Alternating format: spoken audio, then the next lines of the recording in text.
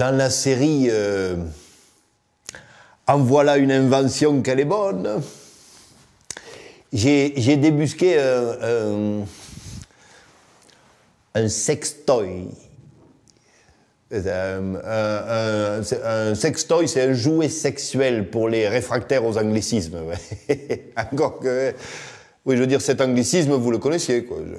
Oui, peut-être même que vous l'utilisiez. L'anglicisme, my God.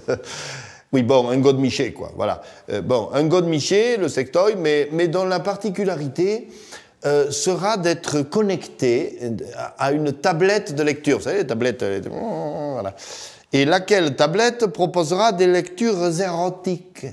Voilà.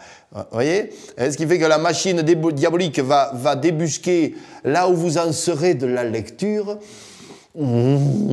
et fera vibrer le non moins diabolique objet sexuel.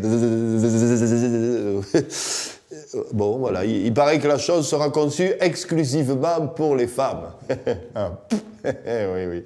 Oui, enfin, ce qui veut dire, messieurs, que vous pouvez remballer votre fantasme naissant, hein, il n'y aura pas d'adaptation masculine ou un sextoy d'une autre forme d'ailleurs serait couplé avec une lecture euphorisante comme l'équipe au Midi Olympique, tu vois. Non, ça se fera pas. Hein. Cela étant, on pourrait tout de même adapter le concept à notre vie moderne, quoi, voire plus large. Et par exemple, coupler la lecture de notre presse quotidienne à une boîte à gifles, tu vois, plutôt qu'à un sextoy. Voilà. Alors la boîte à gifles, c'est un rugbycisme, ça, hein, qui est assez compréhensible par tous et qui nécessite aucune sorte de traduction, voilà, mais qui pourrait trouver une application pratique, mécanique, vous voyez. Donc, via le Bluetooth, hein, ça donnerait à peu près ça. Vous ouvrez le journal, vous savez, vous avez les nouvelles du jour, par exemple. Les impôts vont augmenter. Ah, les loyers aussi, d'ailleurs. Ah, et le pain aussi. Il n'y a rien qui baisse. Si, les salaires. Vous voyez, par exemple, Bénéac, la carrière qui va entailler la montagne en plein parc naturel est en bonne voie. Le candidat au Sénat soutient le projet. Tu vois, 5 courses vont être lâchées dans les Pyrénées.